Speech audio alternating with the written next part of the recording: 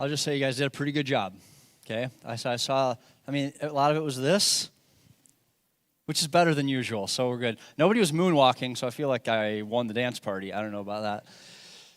Honestly, when I was a kid, we used to take trips in the summer.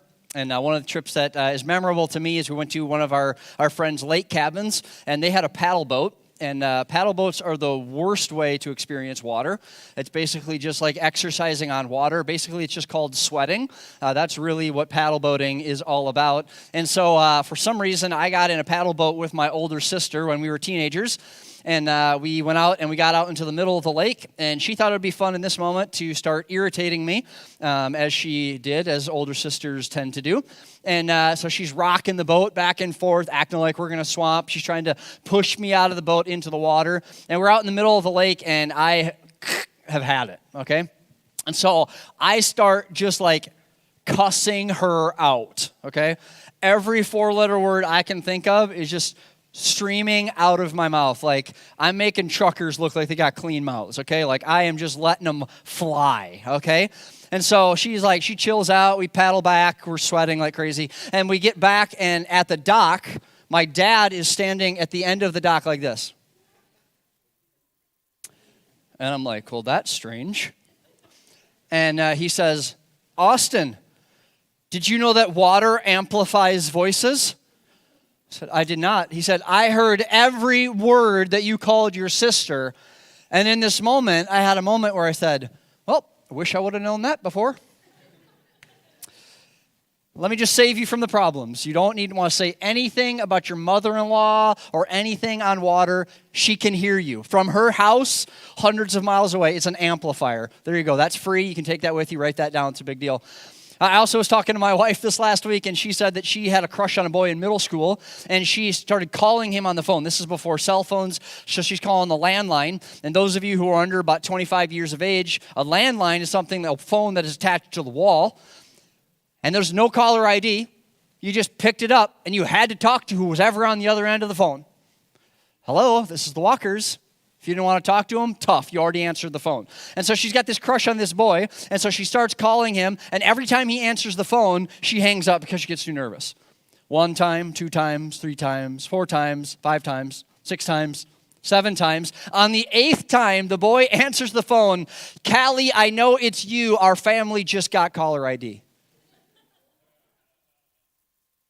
Also, if you're under 25 years of age, what you're finding out now is that we used to buy a box that used to give us caller ID, okay? And it would tell us what phone number was calling us. And in this moment, Callie said, well, wish I would have known that before I called 8 times. You ever had this moment? You ever had this moment in your life where you're like, well, wish I would have known that a little bit earlier.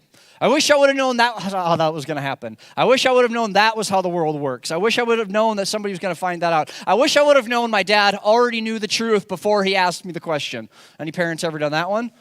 I find myself telling my boys all the time, I want you to know when I ask the question, I usually already know the answer. Honesty, best policy. But we've all had this moment, haven't we? This moment where we wish we would have known things prior to finding them out. And that's the series that we're in. Today we are in week 2 of the series called 5 Things I Wish I Would Have Known About Following Jesus. Last week we talked about week 1, that we're going to need some help. And this week we're going to talk about that following Jesus should be fun. We talked and we asked a bunch of people who have been following Jesus for a while, what are some things that you wish you would have known before you started following Jesus? What are some things that you wish you would have known? And the most common answer was that you'll need some help. And the second most common answer is what we're going to talk about today, that it should be fun. And I don't know how that hits you. That might be like mind-blowing. Like, following Jesus should be fun. Like, actually, I don't think that that's actually how it should be. Like, what I remember about growing up is like begrudgingly going to church and having to like wear a bunch of clothes I didn't like and go and sing songs I didn't like and do things I didn't like, and it was really boring and stale, and the pastor's breath was always terrible, and he always wanted to talk to me, and it was like terrible on every single front. But what we found out is that people that have been following Jesus for a while, they wanted us to know, and they wish they would have known, that following Jesus should be fun. And so we pushed in a little bit. Okay, when you say fun, you're a follower of Jesus, so maybe your definition of fun is the problem. What does it mean to be fun? And what we found out is that they were not talking about like ice cream social fun.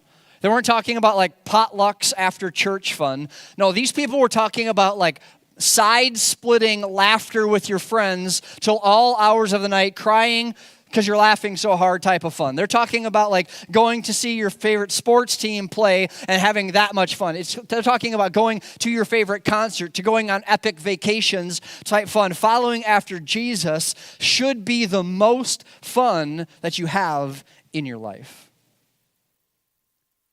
And you may be asking yourself, well, what does that even mean? I don't even know what that looks like. What do you mean it's supposed to be the most fun following after Jesus? How does this even look? It does not look like bake sales. It does not look like coffee socials. It did not look like potlucks, even though those could be a part of it. Those are enjoyable, but not like real fun. You ever had a moment with friends that's like real fun? That moment where like time just seems to fly by and you find yourself at 1, 2, 3 o'clock in the morning with your friends around a fire or in your living room, and you've been laughing and telling the exact same stories for the 100th time, and yet you're still laughing so hard that your sides hurt. You ever left a party that was so fun that your cheeks hurt from smiling for so long? For the old people in the room, have you ever woken up the next morning after laughing so hard that you feel like you did 1,000 sit-ups the night before? Yeah, that's the definition of old. When you wake up and you feel like you ran a marathon and exercised for 3 hours when you hang out with your friends. That's not cool. This is the kind of fun that you can't stop talking about. It's the kind of fun that you want to share on social media. It's the things that you want to tell your friends about. It's the kind of fun that you can't stop talking about. Following after Jesus should be this kind of fun. The definition of fun is this: someone or something that provides delight or enjoyment, or to be merry. The Hebrew word for this inside of the Bible, it means to be glad, to be merry, to delight. The word is shemaiah, and it is found 432 times in the Bible. 432 times when describing a relationship with a holy and loving God, they use this word, the word that means to be glad, to be merry, to delight, to find enjoyment in. 432 times throughout the story of the Bible, throughout the story of God and you, throughout the story of Jesus and his relationship with you, 432 times he says, I want you to experience being merry and gladness and enjoyment and delight and fulfillment. Honest question for us today. If I were to give you a sheet of paper and say, I want you to write down the top 3 words that come to your mind when you think about following Jesus, does fun make the list? Honest question. Does fun hit the list? In your heart, in your soul, in your mind, do you think of, when you think about following Jesus, does the word fun even hit the radar? Do you think of fun when you think about Jesus? I would argue that if you think about a relationship with Jesus, if you're not having fun, I would argue that you're not doing it right. That you're following Jesus wrong. You're just plain doing it wrong. If following Jesus isn't fun, then maybe there's something wrong with the way that you're following him. When I look at the life of Jesus, over and over and over again, I find him having fun. I find him offering joy. I find him giving things that are fun and enjoyable to people all around him. Scripture says that Jesus has said to you and I, that I have come that you might have life and that you would have it to the full. That you would have a life and that you would have it to the full. That you would have a life and that you would experience it in abundance. And I think that sometimes when we look at a life of following after Jesus, we might think that when we see the word full, that we might be thinking full of discouragement, full of brokenness, full of garbage, when nothing could be further from the truth. Jesus is saying that I have come that you might have life and have it to the full of joy and full of delight and full of enjoyment and full of fulfillment, because I am all of those things. Jesus just says, look at my life and you will find the things that you will have if you follow after me. Jesus came that we could have a life filled with delight and enjoyment and being merry and being glad. Not a perfect life. I want to give you that disclaimer. He has not promised us a perfect life. He's not promised us a life without trouble. He's not promised us a life without struggles. But he has promised us a life that no matter the circumstances, we can prevail through it with joy and with enjoyment and with gladness and with fulfillment. The problem with this idea that following Jesus should be fun is that when most of us look at the life of following after Jesus, we don't think fun. In fact, most of us think boring.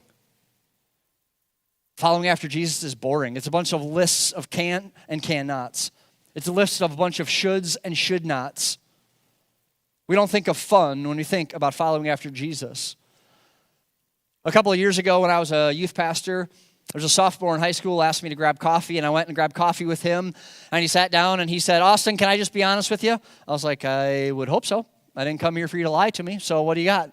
And he just asked me question after question after question. And he said to me, "Why would I decide to follow after Jesus? I don't get to do any of the things that I want to do when I follow after him." It's a whole list of cans and can nots.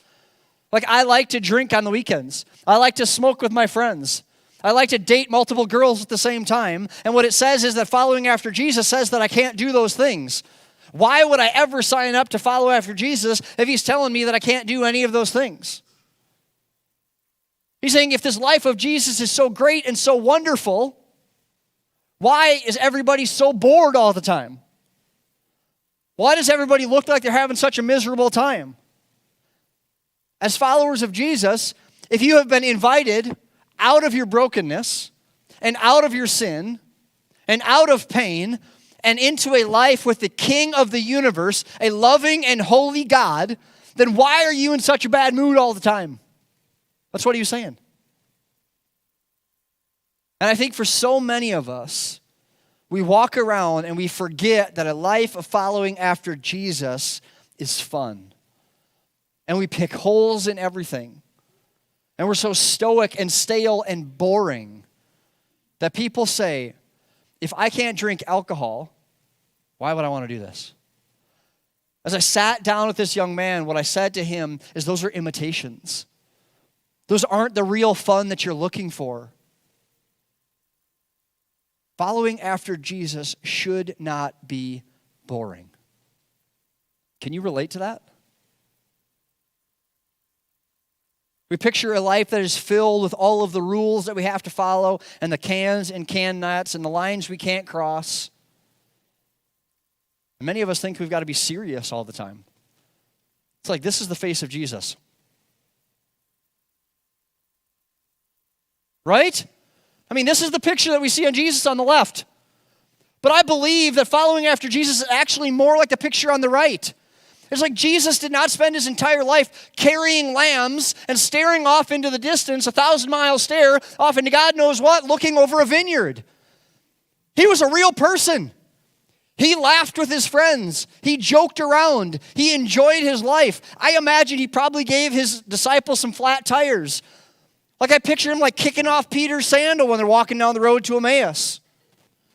Like I imagine they were throwing water around, untying each other's cloaks. Right?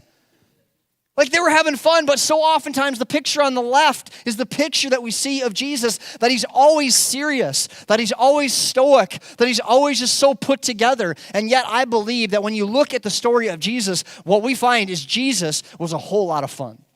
That Jesus was laughing and smiling and partying. This is the picture of Jesus that we need to get into our minds, that he was full of laughter and joy and fun. We don't have to be serious all the time. Now, what I want you to know today is I know that many of us have met a miserable, boring, stale, stuffy Christian, okay? I know that they're out there because I've met them. I'm not going to start calling out names or anything, but I have met some miserable, stale, stuffy Christians in my life. But that doesn't mean that that's how it's supposed to be. I have also seen stale, stuffy, miserable people sitting in their chairs with a grumpy Gus look on their face when their favorite football team scores a touchdown. It's just like, way to go. I have seen miserable, stuffy, boring people at their favorite concert of their favorite band when they're playing their favorite song that they're standing there like this. That's pretty good. It sounds crazy, doesn't it? Like miserable people exist all over the place, but just because you see a miserable person at a concert doesn't mean that's how you're supposed to do it. Just because there's a miserable person at a football game does not mean that's how you're supposed to do it. Just because there's miserable Christians doesn't mean that's how you're supposed to do it. Just because you've seen someone be miserable in their relationship following after Jesus doesn't mean that's how you're supposed to do it. You're supposed to yell and scream and high five and have fun when your team scores a touchdown. You're supposed to stand and be excited and scream and put your hands up and get emotional when your band plays your very favorite song at the concert that you're at. We're supposed to have fun and laugh and enjoy and delight in our relationship with Jesus. Okay, church? It's what we're supposed to do. If we're actually going to follow after the life of Jesus, we should be having fun. Why? Because Jesus had fun. His life was anything but boring, anything but stale. Jesus' life was constantly on an adventure. If you look at the broader story of Jesus, what do you find Jesus doing? He's always hanging with his boys. They're sailing on boats to some other exotic random city. They're off fishing. They're off partying. They're making fire on shore and they're cooking some fish. They're hanging out with each other. That's not even to count all of the miracles. Jesus is like, oh, blind guy, let's restore that. That sounds pretty fun. Oh, this guy can't walk. Let's let him walk for the first time in his adult life. I imagine that was pretty fun. Oh, I'm a little bored today. You know what I'm going to do? Walk on water. Adventure. What we don't find inside of the story of Jesus is just constantly just sitting there like, be with me, all of you friendly people. Let us go and walk down thine road to find thine people. He was having fun. He lived a life on adventure. Look at the story of Jesus. Fun was breaking out all around him. Try and put yourself in the place of the blind person when light enters their eyes for the first time. When they saw color, when they saw their wife, when they saw their friend, when they saw a palm tree for the very first time. I would imagine they weren't just standing there and sitting there like a miserable, boring, stale person saying like, wow, that tree's look pretty cool. They were jumping around, even when Jesus told them, don't tell anybody what has happened here. Don't tell anybody what I have done. What do? They take off running to tell everyone what has happened, yelling and screaming and waving their arms, saying, this guy is unbelievable, and he's doing amazing things, and his life is an adventure, and you've got to go and meet him. That is not boring. That is not stale. Amen? The life of following after Jesus should be fun. The story I want to look at to find out the perfect example of when Jesus really shows us that he is all about his people experiencing community and joy and enjoyment and delight and fun comes out of the story of the Gospel of John. So John is one of Jesus' closest friends and disciples, and he writes one of the books of the Bible, and in chapter 2, we find that Jesus has just been baptized. He's just begun his earthly ministry. He's just called his very first few disciples, and he has been invited with his disciples to go to a wedding feast. And so he goes to this wedding, and he is there for a little while, and he's experiencing all the fun. Jesus is dancing. He's having, crazy. He's dancing, laughing. He's drinking wine with his friends. They're sharing a meal together. They're celebrating with this other couple. They're greeting one another. They're having a party. He's invited to this party. They're celebrating the couple. And then at the end of the wedding, the middle of the wedding, they run out of wine. And at first glance, you might be like, ooh, that's kind of a bummer. But this is a big deal. In this day and age, the wedding that Jesus was at, running out of wine wasn't just a bummer. It was a really, really big deal. This meant complete and total embarrassment for the couple and for their family. If you ran out of wine on your wedding day, that shame would follow your family for a lifetime. Like, it would be scandalous front page news that this couple ran out of wine. It was more than just a bummer. Running out of wine was terrible. One commentary that I read said that rabbis of the day would consider wine as the symbol of joy, the symbol of happiness, the symbol of being glad. And so therefore, if you ran out of wine, it would almost be the equivalent of saying that the couple, their parents, and everyone in attendance is not happy, is not enjoying themselves. The bride and the groom and everyone in attendance is not happy. This couple running out of wine would have been an embarrassment that would follow their name for a lifetime. It was a big deal. Scandalous. Big problem. And Jesus has been invited to this party. He's there with his disciples. And this is where the fun begins. I want to read the entire story with you. You can follow along on the screen. On the third day, a wedding took place in Cana in Galilee. Jesus' mother was there. And Jesus and his disciples had also been invited to the wedding. When the wine was gone, Jesus' mother said to him, "They have no more wine." "Woman, why do you involve me?" Jesus replied. "My hour has not yet come." His mother said to the servants, "Do whatever he tells you." I love this part where she just totally disregards everything that he said. Total mom deal right there. Why are you involving me? She's like, "Just do what he says, okay?" Nearby stood 6 stone water jars, the kind used by the Jews for ceremonial washing, each holding from 20 to 30 gallons. Jesus said to his servants, "Fill the water jars."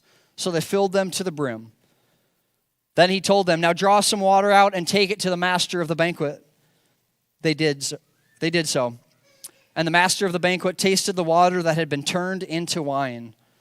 He did not realize where it had come from, though the servants who had drawn the water knew.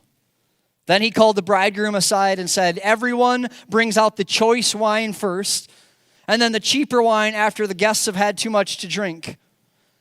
But you have saved the best till now." What Jesus did here in Cana of Galilee was the first of the signs through which he revealed his glory, and his disciples believed in him. At face value, this story paints a spot-on picture of our topic today. That following Jesus should be fun. I mean, look at what happens inside of the story. Jesus goes to this wedding. What's more fun than a wedding? All of your favorite people together, hanging out, celebrating, partying together. Many of us, it will be the largest party we ever throw in our lives. So Jesus is invited to this party. He and his friends are there for a while. They've been there for long enough to where they completely run out of wine. And then Jesus does this miracle. His very first public miracle. And for the first ever miracle with a bunch of people, they find out about who he is. And he turns 150 gallons of water into 150 gallons of wine. What kind of wine? Choice wine. Celebratory wine. The best wine. And then the celebration continues on, and the party continues on, and the fun continues on because Jesus knew the importance of it. Now again, I'm not saying that following Jesus means a perfect life. It doesn't mean that nothing bad ever happens. But our definition of fun is that we can experience delight and enjoyment following after Jesus. Following Jesus is not a calling to a perfect life. It's a promise that no matter what the bumps in the road, that we can prevail, that we can push through, that we can experience delight from him because it's greater than the circumstance that we're experiencing. As we look at the story, what I see inside of the life of Jesus broadly and inside of our story from John chapter 2 are just 3 things that I want to make you aware of today. If you want to live a life that is fun following after Jesus, the first thing that we need to do is live a life that gets you invited to parties. Yes, you heard me right. Live a life that gets you invited to parties. Do you know why? People invite people to parties that are fun. If you're not getting invited to parties, it's because you're not fun. That's free too. It's because you're probably boring. People want to be around fun people at their greatest moments. People don't want to have their wedding be filled with boring people. Have you ever seen a dance floor that is worse off than when it's full of boring people? Ugh. Terrible. Live a life that gets you invited to parties. I bet you never heard a pastor say that before. The reason that we want to live a life that gets us invited to parties is because Jesus got invited to parties. He was constantly hanging out with his boys at parties. He was constantly hanging out with people that liked to party because he was fun. The very first verse inside of our story today, it says, on the third day, a wedding took place in Cana of Galilee. Jesus' mother was there, and Jesus and his disciples had also been invited to the wedding because Jesus was fun. The couple knew that the wedding would be less fun if Jesus wasn't there. They knew that they wanted Jesus to be there. Think about it. Jesus is invited to the wedding. He lived his life in such a way that other people wanted him to be present at their most celebratory moments. When they were enjoying, when they were delighting, when they were experiencing all the joy of this world, they wanted Jesus to be present because he emulated all of those things. It's so easy for us in the church to just focus on the brokenness and the hurting and the hard times in our lives. Those moments where Jesus is walking around, yes, the celebration that happens when Jesus heals the sight to the blind man, there was a moment of sorrow when Jesus comes upon this man. When he experiences this blindness, when he sees these people hurting, there is a moment of sorrow, yes, but there is celebration that breaks out once Jesus enters the scene. Imagine the fun that took place around Jesus when he's doing miracles and when he's hanging out and when he's calling everyone he meets to a life that is full, a life that is abundant. On top of these miracles, Jesus was just a good dude. Like, think about that good friend of yours. That friend that calls you and checks in on you on a random Wednesday. A person who asks you great questions and actually cares about your answer. That person who shows up when you need them. The person who gives to that relationship, doesn't just take from it. The person who contributes to the relationship. A life of following after Jesus means that we should look just like him. We should show up for people. We should laugh. We should ask great questions. We should be present when no one else is. Showing up when other people need you. Showing them that we care. And the craziest thing will happen because it's contagious. Fun is contagious. Have you ever watched a wedding dance floor when there's somebody out there who's not bored? Who's not stuffy? Usually it's me. It's that person that's just like free as a bird, just going for it, like acting like they don't know that anybody else is at the wedding. They're just like doing their own thing and just going to town. You know that person? All of a sudden, what you find is the dance floor is packed, right?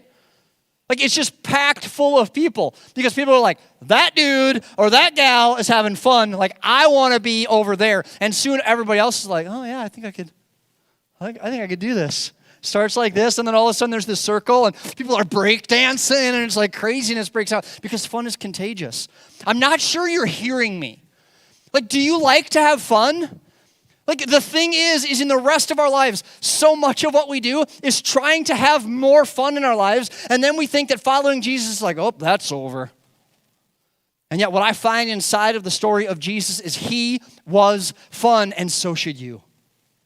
You should be fun. Followers of Jesus should be the funnest people in the entire world. We should be the dance party starters. We should be the first one on the dance floor. We should be the first one having a birthday party. Here's your invite to my birthday party. I have a birthday party every year, the day before my birthday. This year, 4th of July, at my house. We're going to be swimming and barbecuing. Shameless plug. If you want an invite, you want my address, let me know. I'm not even kidding. I'm turning 39. There's no reason to have a party. It's not a big deal. But I'm just saying, like, let's get together and party.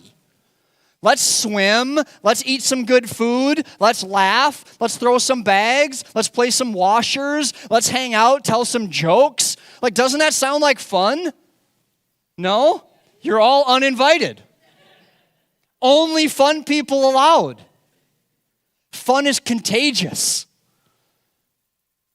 There's a reason that people were always around Jesus. It's because he was fun. And people wanted to be around him. And people should want to be around you too. Live a life that other people want to invite you to their party. Second thing, don't settle for imitations. Don't settle for imitation fun. Don't settle for worldly fun. Don't settle for the things that this world says are fun. In verse 7 of our story, it says, Jesus said to the servants, fill the jars with water. So they filled them to the brim. Now draw some out and take it to the master of the banquet. They did so, and the master of the banquet tasted the water that had been turned into wine.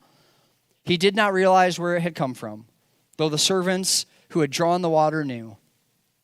Then he called the bridegroom aside and said, everyone brings out the choice wine first, and then the cheaper wine after the guests have had too much to drink. But you have saved the best for last. The wine that Jesus created was not imitation wine. It wasn't fake. It wasn't average. It wasn't poor. It wasn't boring. It was choice wine. It was the best. It was the wine that the banquet host wishes he would have served first. I mentioned earlier that wine during this time represented joy. And even though we don't say that today, I think it still does. This moment where people are like taking out food and taking out drinks, and they're setting out chairs, and they're saying like, let's gather around, it's time to eat. Like in that moment, everybody's like, yeah. Have you ever noticed at a party that all the people are hanging out in the kitchen? Because that's where the fun's at. That's where food and drink and people and conversation are at. Jesus did way more than just turning water into wine. He did way more than just saving this couple from the embarrassment of running out of wine. Jesus had the servants fill 150 gallons of water in the jars, and he turned all of it into wine to show them that joy is abundant in the world of Jesus. He overwhelmed them with the amount of wine that was at the party that never could have been drank in one evening. And he also overwhelmed them with the quality of the wine as well. He transformed water into wine, and he presented it to the master of the banquet. And he said, this isn't just wine, it's the best wine. It's choice wine. The wine that represented joy was abundant joy, was over-the-top joy, was extraordinary joy. It wasn't average. It was the best. The wine represented restoration for this embarrassed couple, and it wasn't just overflowing in the amount, but it was overflowing in the quality as well. And in this moment, I believe in this story, Jesus is telling you and me that a life following him is not only fun, it's the most fun. It's not only some fun, it's the best fun. It's not only some fun, it's real fun. Don't settle for imitation fun. Don't settle for worldly fun. We just think that sometimes there's these real things in our world that are real fun. Fixing up our house, getting that new car, getting a new house, going on that vacation, doing that thing. Like that's the real fun, and yet those are imitations. Jesus has saved the best for last. One writer puts it this way: Jesus brought many things into the world that the world had always had, yet he overtopped them all in worth and excellence. Joy and fun and fulfillment existed before Jesus, but when Jesus enters the scene, he turns it up to 11. He turns it up to 12. He takes it and he maximizes it and he multiplies it in a way that the world had never seen. There has been fun in the world, but no fun like following after Jesus. If you have been listening to the story and you've been hearing an overwhelming endorsement for drinking wine, you have grossly underestimated what I'm saying. Because this story has nothing to do with the wine. It has everything to do with the winemaker.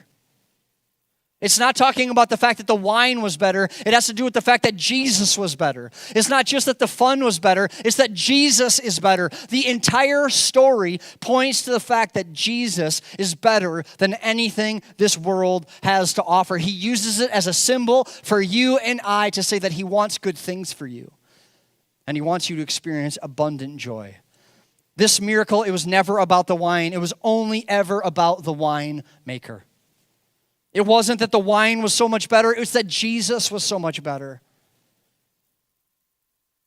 This is not a ringing endorsement to drink wine.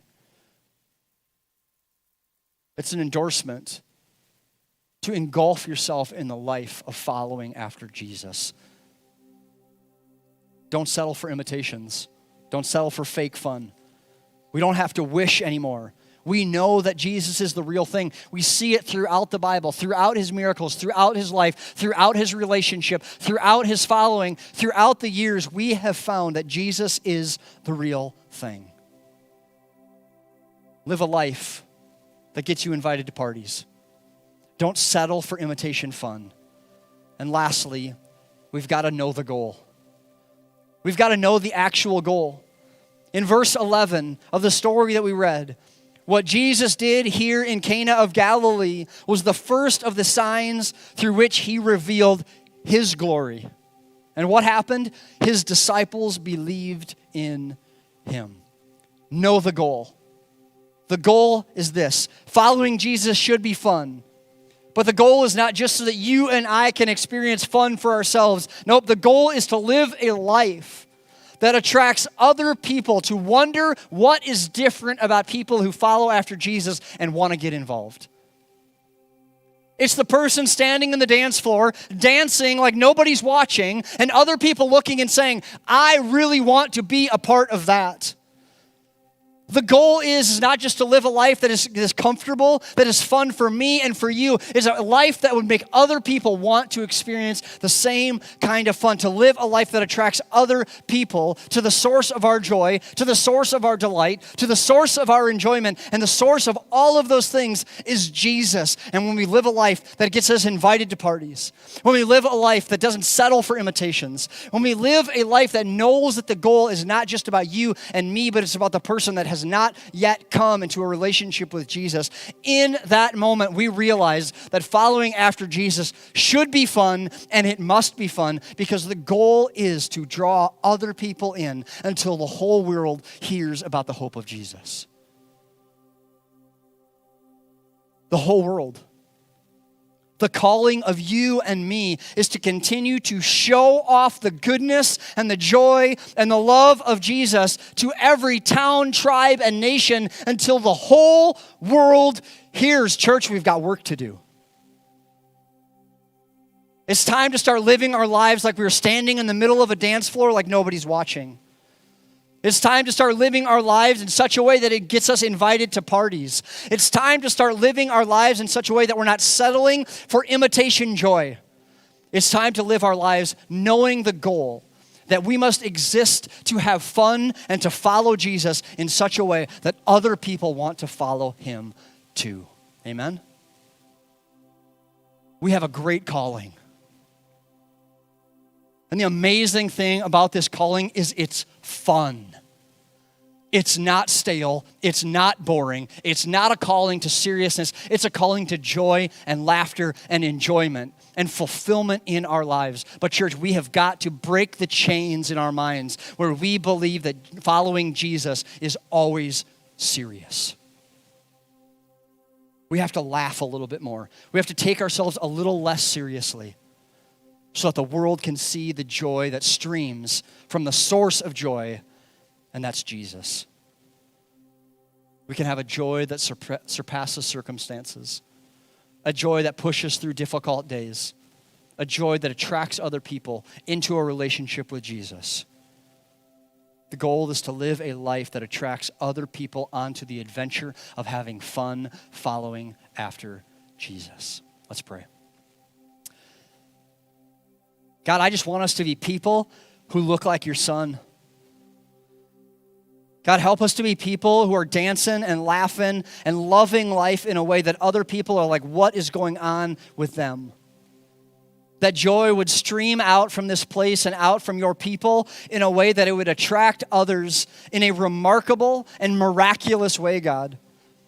That an abundance of joy would break out of your people, God, and that out of that abundance of joy, that revival would break out in our families, and in our neighborhoods, and in our workplaces, and in our churches, and in every area that we go, every sphere of influence, that people would experience the joy that only comes from you, God. But I just pray for courage and boldness in this moment. God, that you would unprogram the places in our minds where we believe that we have to be serious and stale, and God, that we would break out, that we would loose the chains of the bondage of that. And that we would lean into a life of abundant joy and enjoyment so that we'd be able to weather the storms and weather the brokenness and weather the pain in such a way that the world would say there is something different about them. God, once again, I am so grateful that you sent your one and only Son to this earth to give us an example that we should follow after. And that example is filled with joy and peace and love and laughter and smiling and friendship and community and sharing meals together and enjoying one another's company. God, it is so abundant, the life that you have shown us. Help us to not settle for imitations. God, that we would pursue you with everything we are and everything we have. God, we just know that you can cover all of those things, that your love and your goodness, they reign above all of those things. And so, God, help us to believe it today, that we would lean in, that we would welcome your joy into our lives so that other people would see the goodness of God living inside of us. We love you and we praise you. And all God's people said.